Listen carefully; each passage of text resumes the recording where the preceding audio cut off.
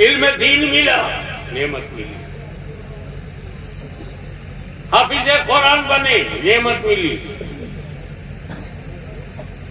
मुफ्ती बने, तफक्को मिला, नेमत मिली। जमीन पे ट्रैक्टर चलाया, गेहूं मिला, चावल मिला, नेमत मिली। पेड़ों से आम मिला, सेब मिला, नेमत मिली। जमीन से पानी मिला, नेमत मिली। गिन नहीं सकते कितनी नेमतें हैं। कुरान मिला, सबसे बड़ी नेमत मिली। रसूल पाक का मोजिज़ा मिला, नेमत मिली। लेकिन इतना तो बताओ, मिली का गौसे आज़म मिले, मिले का गरीब नवाज मिले, का मखदूम सन्नानी मिले, का मुहद्दिस आज़म मुफ्ती आज़म मिले, का सरकार कलाम मिले, का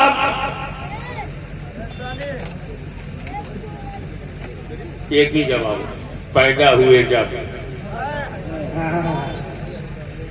अब नेमतों को कश्मीर से कन्याकुमारी तक, अमेरिका से फिजी तक,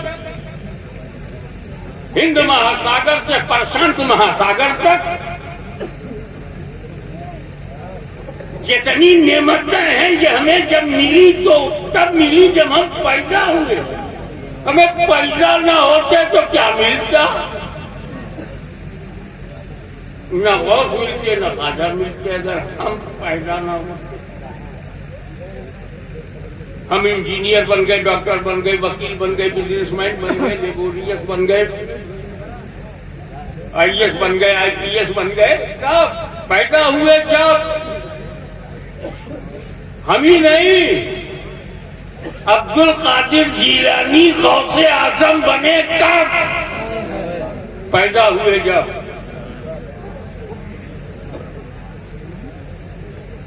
हसन संजरी गरीब नवाज बने, कब? जब पैदा हुए। पैदा ना होते तो गरीब नवाज होते, पैदा ना होते तो गौसे आजम होते।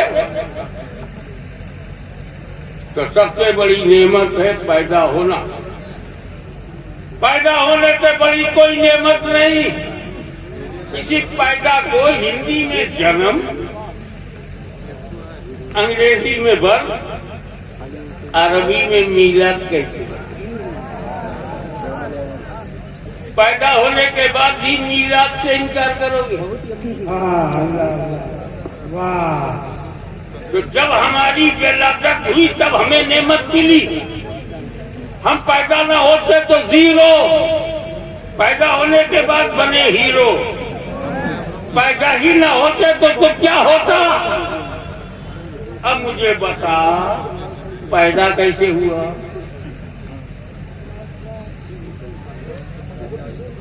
खीर खा के पैदा नहीं हुए।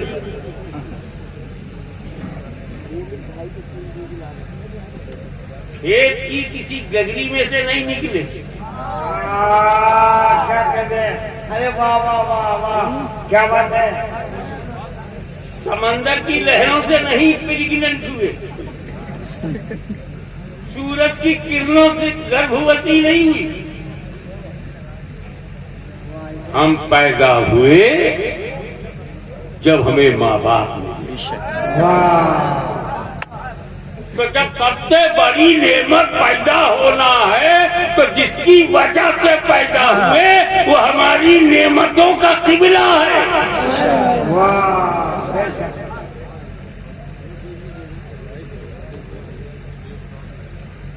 इसीलिए कुरान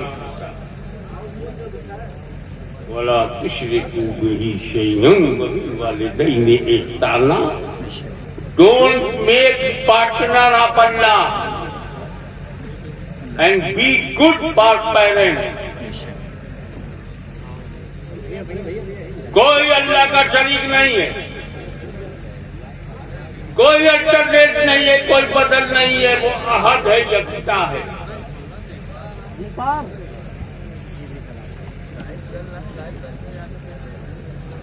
तो हम पैदा हुए हैं तीन कारण है। एक हमारा अल्लाह, एक हमारे वालिद, एक हमारी वालदा।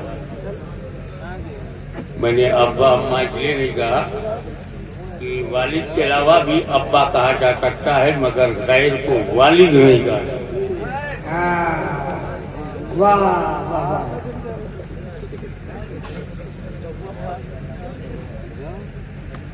माशा। कोई दूसरा अल्लाह नहीं, कोई दूसरा वालिद नहीं, कोई दूसरी वालदा नहीं।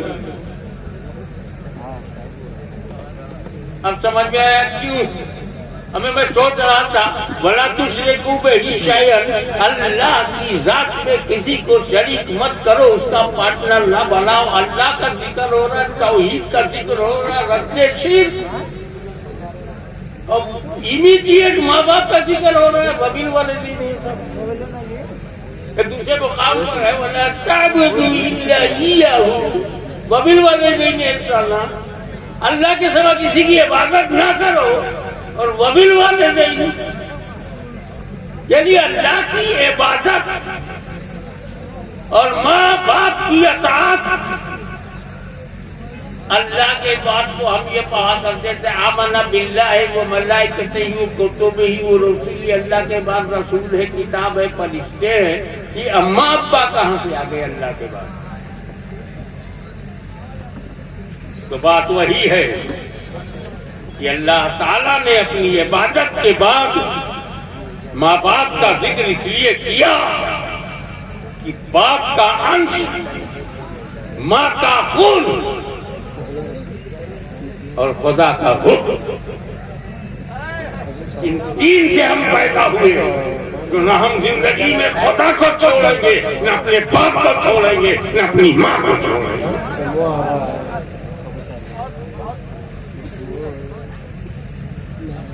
यही बात है। और एक दूसरी वजह इस तरतीब की, अल्लाह, अब्बा, अम्मा, वजह दूसरी ये है कि दुनिया में दूसरा अल्लाह नहीं, तो दुनिया में दूसरा वालिद नहीं, तो दुनिया में दूसरी वालदा नहीं।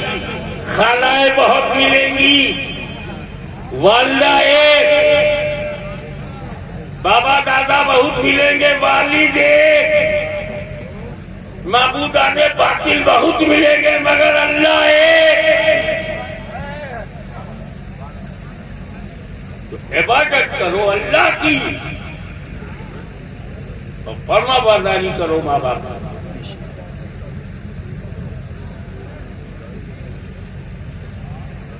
ये आओ आपको मैं पहले वाले दौर में ले गया। दौरे अव्वल में आलम ख्याल में चलो तो एक वाकया मिलेगा कि एक सहाबी, उन्होंने मन्नत मान ली अपने ज़ौक़ के मुताबिक कि अल्लाह, अगर मेरी मुराद पूरी हो गई तो मैं जन्नत के दरवाजे का ऊपरी हिस्सा और चौखट चूमूंगा। अरे सहाबी भी समझता था कि चूमना हराम नहीं है। चूमना हराम होता तो मन्नत का है, को हराम की मन्नत कोई मानेगा? और दरवाजा चूमा जा सकता है, जन्नत का दरवाजा चूमने की मन्नत। इसका मतलब है कि सहाबी रसूल के अकीदे में जन्नत के दरवाजे का बोसा लेना जायज है। जब भी मौका मिले चूमा जा सकता है। अल्लाह की जान देखिए, इस तरह की कोई मन्नत बताओ, दुनिया में रह के जन्नत का दरवाजा कैसे चूमे? उसमें तो चलो जन्नत से ताल्लुक है, मोहब्बत है। मैं आपको एक मुफ्ती साहब की बात बताऊं, उनके 4 बेटी पैदा हुई, बेटा नहीं हुआ। तो बीवी ने हमल के बाद कहा, हे अल्लाह, अगर मेरे घर में बेटा पैदा हो गया तो मस्जिद में ढोल बजवाऊंगा। अल्लाह की शान देखो, बेटा पैदा हो गया। बड़ा बेनियाज है, तुम्हारी मन्नत गलत हो मगर वो तो करम वाला है, मेहरबान। और जब बेटा पैदा हो गया तो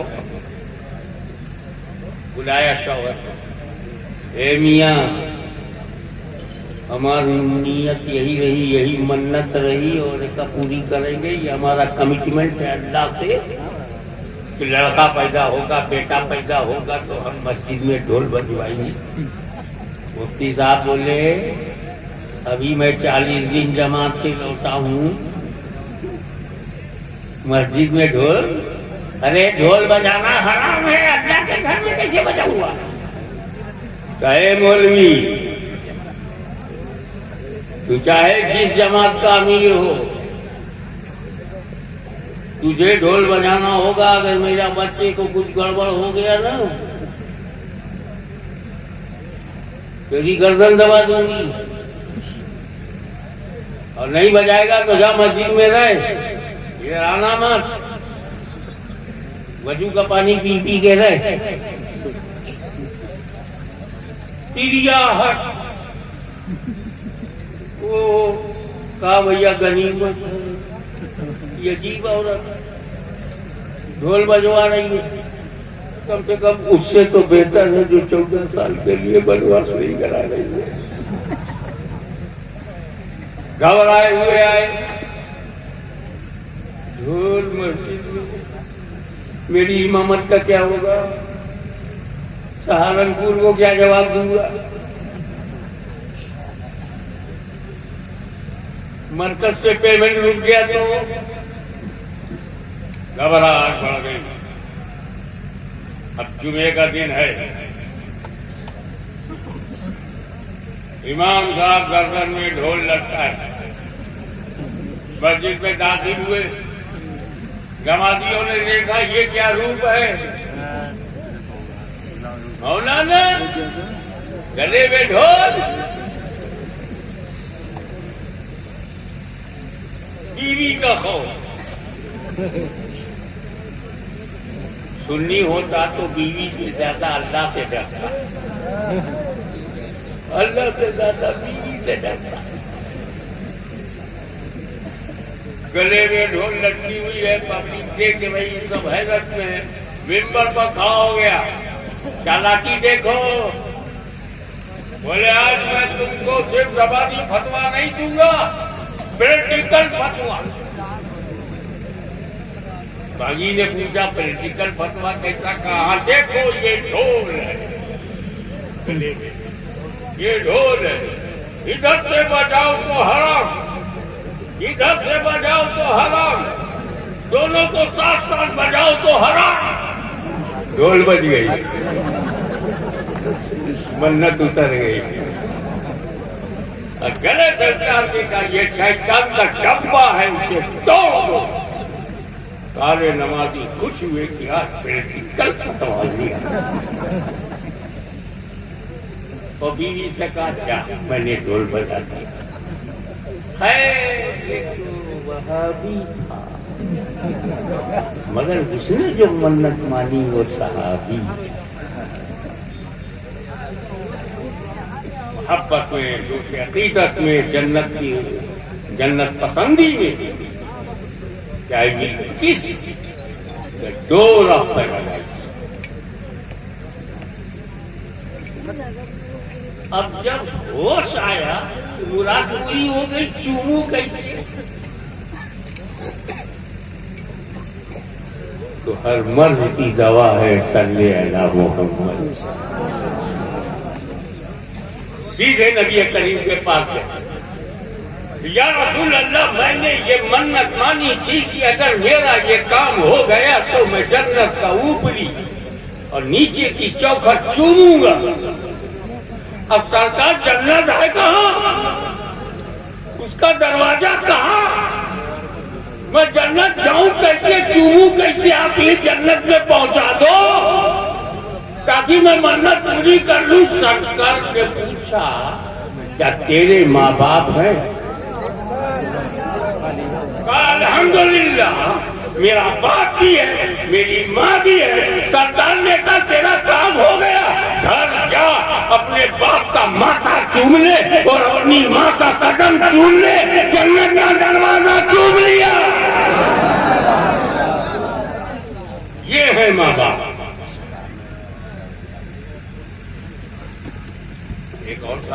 मामला आखिरी वक्त है, जबकि कुरान में है कुल्लन वादल्लाहुल हुस्ना, अल्लाह ने सारे सहाबियों से जन्नत का वादा कर लिया।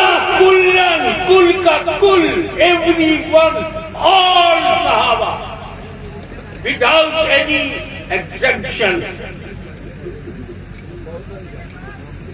मगर एक साहबी का हाल ये है कि आखिरी वक्त है, कलमा पढ़ना चाहते हैं मगर मुंह से कलमा निकल नहीं रहा। सोच तू कहां, सहाबी कहां। जब ये खबर रसूल पाक तक गई, एक बंदा है जो आखिरी वक्त है, कलमा पढ़ना चाहता है, मुंह से कलमा नहीं निकल रहा है, तो रसूल पाक ने पूछा क्या इसके माँ बाप हैं? जवाब दिया रसूलुल्लाह बाप नहीं है मगर माँ है। बुलाओ माँ को बुलाया। सरकार ने पूछा क्या तू अपने बेटे से नाराज है? कहा या रसूलुल्लाह मैं बहुत नाराज, मैं बहुत नाराज हूं अपने बेटे से, तो माफ कर दो। आप हुक्म देंगे तो मैं जबान से माफ कर दूंगी, मगर बात जो दिल की है, ये हमेशा अपनी बीवी को मुझ पे तरजीह देता है। Always before his wife than me. हमेशा ये प्राथमिकता देता था बीवी को, उसकी बात मानता था, मोहल्ले वालों की बात मानता था, मुझे नहीं मानता था, मेरी बातों को रद्द करता था, मुझे बहुत दुख देता था। आई कान मैं माफ नहीं कर पाऊंगी, आई एम सॉरी। हुजूर सल्लल्लाहु अलैहि वसल्लम ने फरमाया जाओ लकड़ियां ले आओ। लकड़ियां आ गई, आग लगा दो, लकड़ी लगा दी गई। सरकार फरमाए तो कुछ टाइम लगता। जब शोले भर के हुजूर ने कहा क्या इसका बेटा लाके इसी आग में डाल दे। ममता तड़प गई, क्या मेरी आंखों के सामने मेरे बेटे को जलाइएगा? क्या हुआ है तुझे? इस मामूली सी आग में बेटे को जलता हुआ नहीं देख सकती, तो जहन्नम की आग में जलता हुआ कैसे देखे? बार मैंने माफ किया, मेरा खुदा माफ करे, आप माफ करे। इधर मां ने माफ किया, उधर वो कलमा पढ़ने लगा।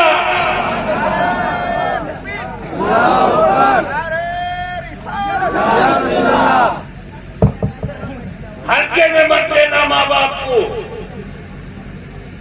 आज दुनिया में हम जो हैं, हजरत मन्नानी मियां साहब जो हैं, खतीबे दकन जो हैं, शहजादे शोएबुल औलिया जो भी हैं,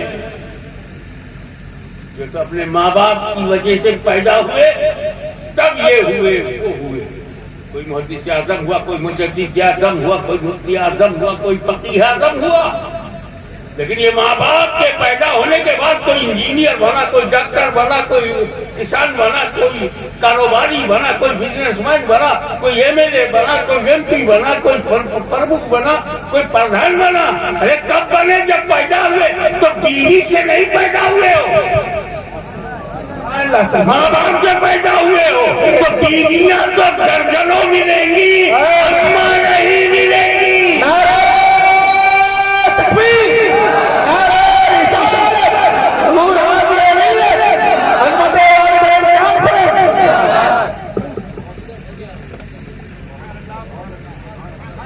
एक बात करके की चोट पर कहता हूं कि अगर तुमने 10 बार हज किया है, एक ही फर्ज था। अगर तुमने रमजान के 30 रोजे रखे हैं, उससे ज्यादा रखे हैं, हालांकि 30 एक ही महीना था, हजारों रोजे, 10 हज, 40-50 साल की नमाज, नोट कर ले। डेली 40 साल की मुसलसल नमाज, तेरा 40 बरस का रोजा महशर में काम नहीं आएगा नौजवानों, अगर तेरे माँ बाप नाराज हो। अंदाजा लगा, अल्लाह ने अपनी जात के बाद माँ बाप की इज्जत का जिक्र करके बताया कि ये तेरी माँ, इसे हल्के में मत ले, ये औरत ही नहीं है। इसलिए बलिदान, कुर्बानी, तकलीफें, मुसीबतें एक दिन नहीं, एक हफ्ता नहीं, एक महीना नहीं, 9 महीने तक तुझे झेलती रही। आज तू बीवी को पाकर मस्त हो गया, कोई बात नहीं, लेकिन फिर भी मामा है। महात्मी ये नहीं कहता कि बीवियां मोहब्बत नहीं करती, मैं बीवियों की मोहब्बत से इनकार नहीं करता, लेकिन इतनी बात तो सोच, बीवी ने तुझसे तब मोहब्बत किया जब तू भी जवान, वो भी जवान। बीवी ने तब मोहब्बत किया जब तूने खाने के लिए रोटी, रहने के लिए घर और पहनने के लिए कपड़ा दिया। तब बीवी ने तुझसे मोहब्बत तब किया जब तूने उनके लिए जेवरात बनाए, दागीना बनाया, सोना चांदी लाके दिया। तब लेकिन माँ ने तुझसे मोहब्बत तब किया है जब पैदा होके तू हिल नहीं सकता था, बोल नहीं सकता था, एक टुकड़ा था, उसे गले से जो लगाए उसे माँ कहते हैं, और जो मर्द से काम चलाए उसे बीवी कहते हैं।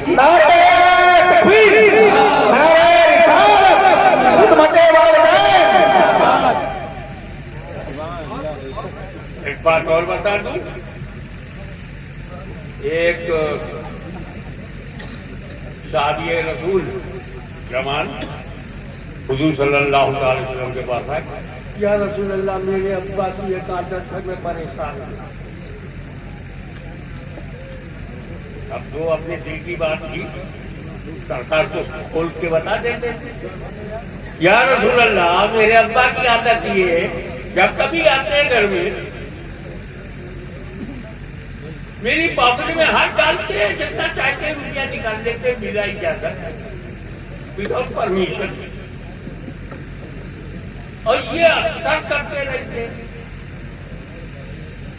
वो कहते हैं ना, मैं पर्यटक हो गया, जो मुंबई से कनेक्टेड है उन्हें मालूम होगा मैं करता नहीं है।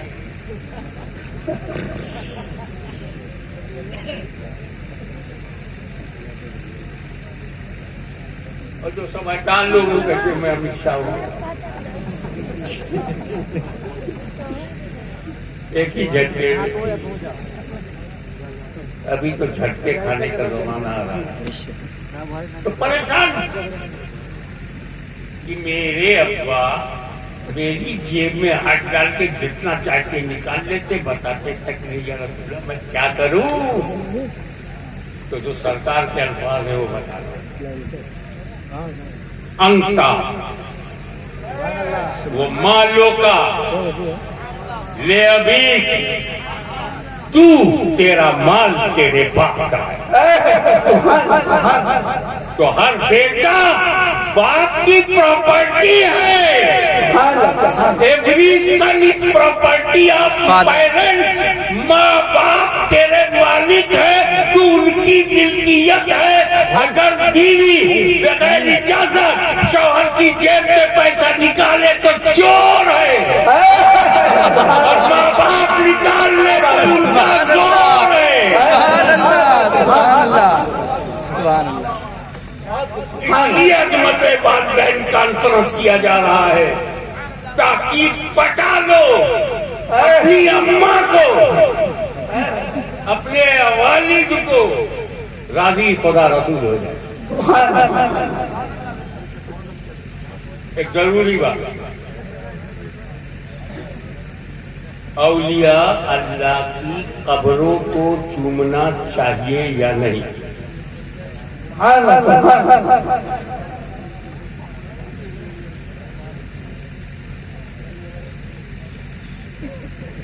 ज्यादातर फुक़हा का इरशाद गिरामी, जिसमें हमारे इमाम अहले सुन्नत भी शामिल, इमाम अहमद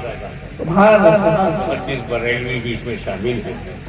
फिर 4 फीट 5 फीट दूर खड़े रहो, हाथ बांधे रहो, अदब से रहो, अपना होड़ देखो, काका होठवा से गुजरा, कोई लायक है कि अताए रसूल को चूमे?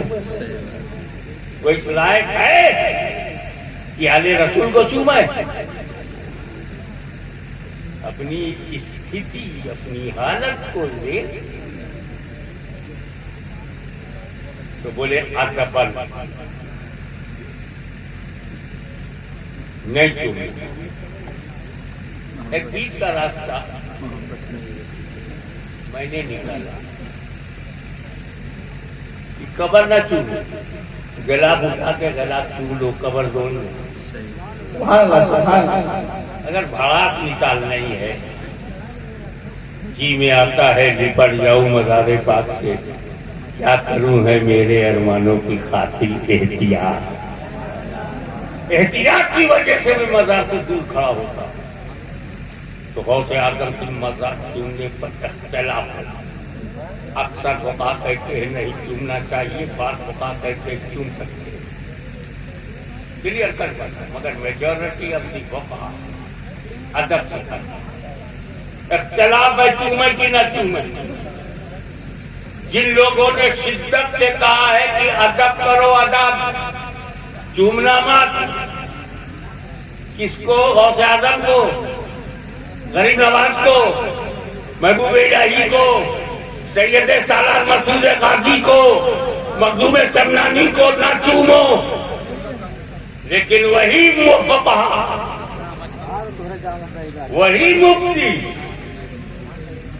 जब माँ बाप की बात आई, का माँ बाप की कब्र चूमो।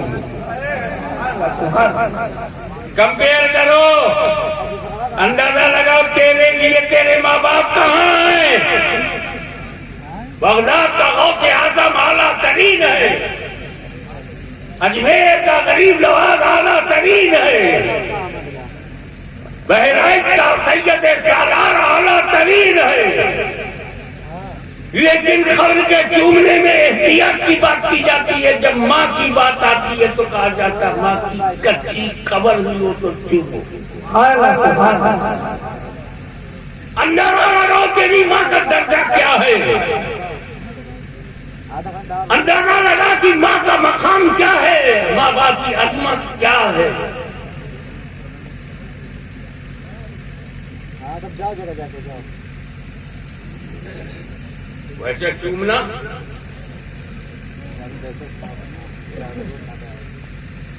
कुछ भी हो, शिर्क नहीं हो।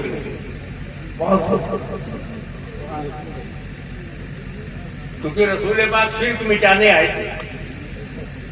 शॉर्टेस्ट पॉसिबल वे से मैं आपको बताऊं कि 360 पत्थर जब बाहर निकाले गए तो अलबे ख्याल में मैंने सोचा सरकारी हजर असवद भी पुराना पत्थर है। अबू लहब जैसे लोगों ने इसे चूमा नहीं, चाट लिया। अकबर शहबाज चाटते थे, अबू लहब चाटता था, अबू जहल चाटता था, उसका थूक लगा है। सरकार जब सारे पत्थर बाहर निकल रहे हैं, हजर असवद को भी बदल दीजिए। और अब जिब्रील अमीन नाम है तो जन्नत है, कोई नया पत्थर मंगवा करके लगा दीजिए। सारे पत्थर क्यों नहीं, संपूर्ण क्रांति 360 पत्थर निकले थे तो हजर असवद भी निकाल देते। तौहीददार ने जवाब दिया, हाशमी मेरा नबी पत्थरों का दुश्मन नहीं है। मेरा नबी पत्थरों का दुश्मन नहीं है। हाशमी सुन, ये मदीने वाला, ये मक्की मदनी, ये पत्थरों का दुश्मन नहीं है। काबे से वही पत्थर निकलेगा जो पूजे जाते थे, वो नहीं जो चूमा जाता था। नारे तकबीर, नारे रिसालत, मुरादिए मिल्लत, मसलके आला हज़रत।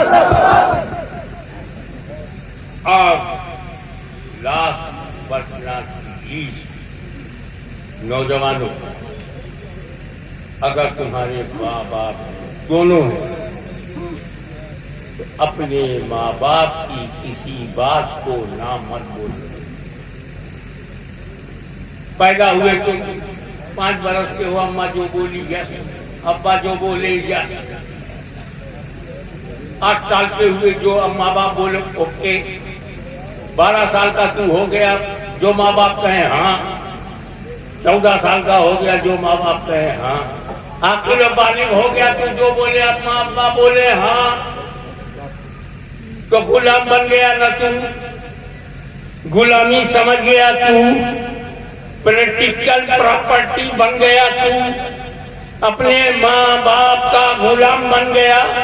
15 साल गुजर गए, कभी ना किया ही नहीं, न माँ को न बाप को। तो हमारे अंदर क्वालिटी पैदा हो गई कि हम 2 की अताअत कर सकते हैं, हम एक वक्त में 2 के गुलाम बन सकते हैं। और प्रैक्टिस किया माँ बाप, और इस प्रैक्टिस से हम गुलाम बन गए 2 के, और ना नहीं किया 2 से। तो जब माँ बाप दुनिया में नहीं रहेंगे, यही गुलामी काम आएगी और हम गुलाम बन जाएंगे अल्लाह रसूल के। हम गुलाम बन जाएंगे अल्लाह रसूल के। तो घर से प्रैक्टिस किया और जन्नत तक माँ बाप की अताअत और माँ बरदारी हमें अताअत इलाही और अताअत नबवी की एनर्जी अता करती। अज़मत वालिदैन का मतलब ये है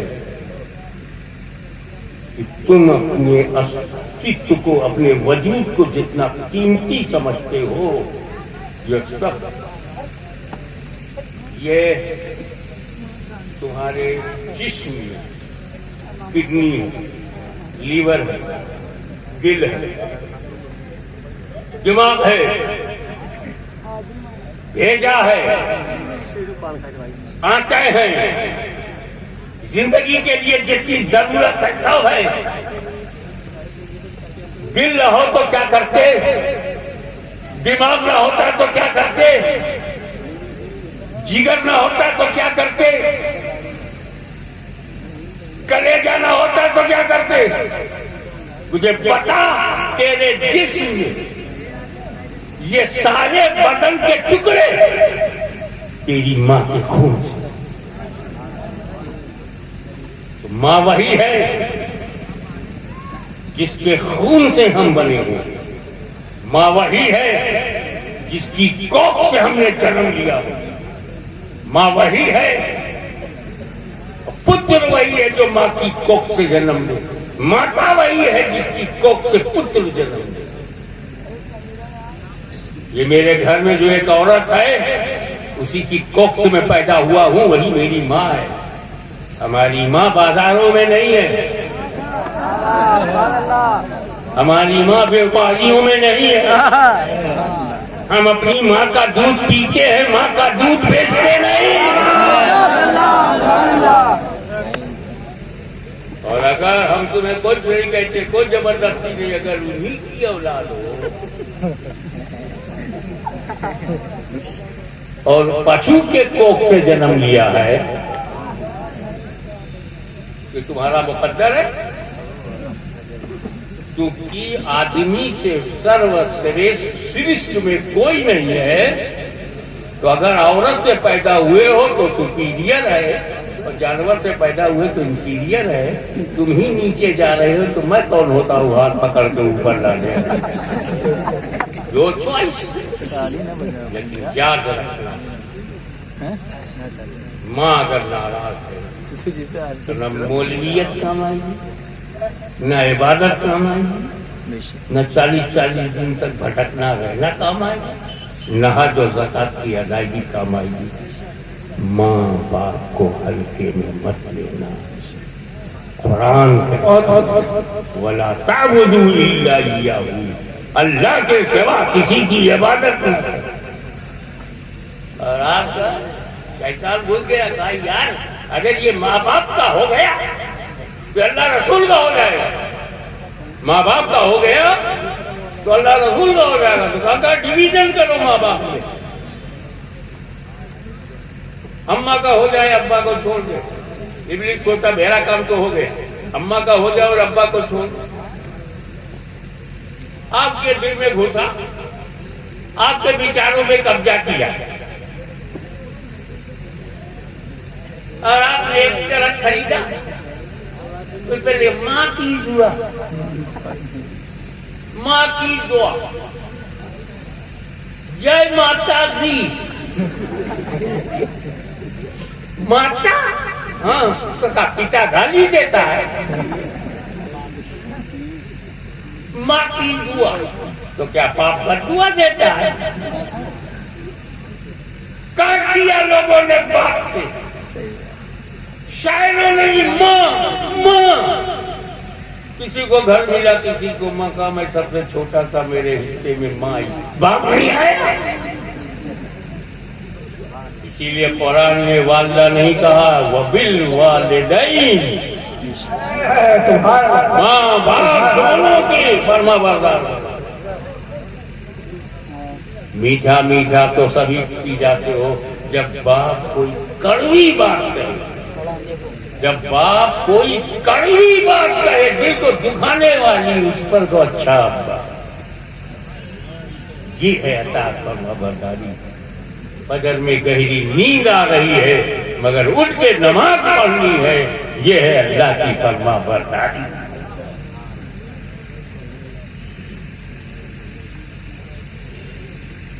हालांकि अगर प्रैक्टिकल लाइफ में देखो पता चल जाएगा कि माँ का हक ज्यादा है, माँ का हक ज्यादा है, बाप की शान ज्यादा। माँ का हक ज्यादा है तो बाप की शान ज्यादा। बाप से लड़ता है, बहस करता है। अरे जब तू 1 साल का था तो तेरे दूध के लिए तेरे बाप ने धूप में मेहनत की। जो खेतों में पसीना बहाता रहा वो तेरा बाप, जो कारोबार में नफा कमाता रहा और तेरे मुंह में रोटी डालता रहा वो तेरा बाप था। तेरा कर्जा अदा करने के लिए जो दिन और रात मेहनत करता रहा तेरा बाप था। तुम्हें कॉलेज में भेज करके पढ़ाने वाला तेरा बाप। 2 साल 3 साल दुबई में जाकर के कमा करके पैसा लाकर घर बनाने वाला तेरा बाप। गोला बलरामपुर छोड़कर बंबई कलकत्ते में भटकता रहा तेरा बाप। तेरी माँ कमरे में बंद रोटी पकाती रही, बस। दौड़ धूप करने वाला तेरा बाप, पैसा कमाने वाला तेरा बाप, परवरिश करने वाला तेरा बाप, तरबियत करने वाला तेरा बाप।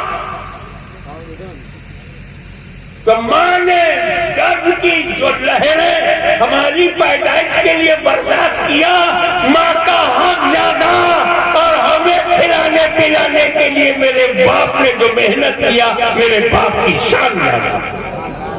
इसीलिए अल्लाह ने फरमाया वला तुशरिकू बिही शैअन वबिल वालिदैनि इहसाना वला ताबुदू इल्ला इय्याहू वबिल वालिदैनि इहसाना। मैं मुबारकबाद देता हूँ इस पूरे इलाके को कि वक्त की सबसे बड़ी जरूरत बच्चों को माँ बाप का गुलाम बनाना। सच्चे माने में जो गुलाम हो जाता है वही पैरोकारे इस्लाम हो जाता है। और नौजवानों, जन्नत घर के अंदर है, बाहर ढूंढने की जरूरत नहीं। एक आखिरी बात, आदत बनाओ। और ये आदत मैं कह नहीं रहा हूं, इस पर मेरा अमल था, आज भी है। मैं अपनी माँ का जब भी सामना हुआ, मैं होठों से अपनी माँ का कदम चूमता था। बीवी भी देख रही है कि मेरा शौहर मेरी सास का कदम चूमता। नूरानी भी देख रहा है कि मेरा बाप मेरी माँ के, अपनी माँ के कदम को छू रहा है, वो अपनी माँ का कदम छूने लगा। तुम अपने माँ बाप का कदम छू, कदम चूमने में साइड इफेक्ट अच्छा है, तेरा घमन जाएगा, बाहर दोस्ती का असर जाएगा। ये जो बाहर के दोस्त आते, चलो KFC में, चलो बर्गर खाते हैं, चलो कोका कोला पीते, चलो चाय पीते हैं, और ये दोस्त माँ बाप से दूर ले जाते हैं। रोजाना जब तू अपने बाप का कदम चूमेगा, अपनी माँ का कदम चूमेगा, तो 1000 दोस्त भी तुझे बहका नहीं सकते। ये वजीफा बना ले नौजवान, आज ही से ये वजीफा बना ले कि जब तू घर से बाहर निकलेगा तो माँ बाप का कदम चूमेगा, और जैसे ही बाहर से अंदर आएगा माँ बाप का कदम चूमेगा। इधर तू कदम चूमता रहा, उधर करम बरसता रहा, और वबिल वाले जैने साना का हुक्म अमलन पूरा हो गया। वाह अल्हम्दुलिल्लाह।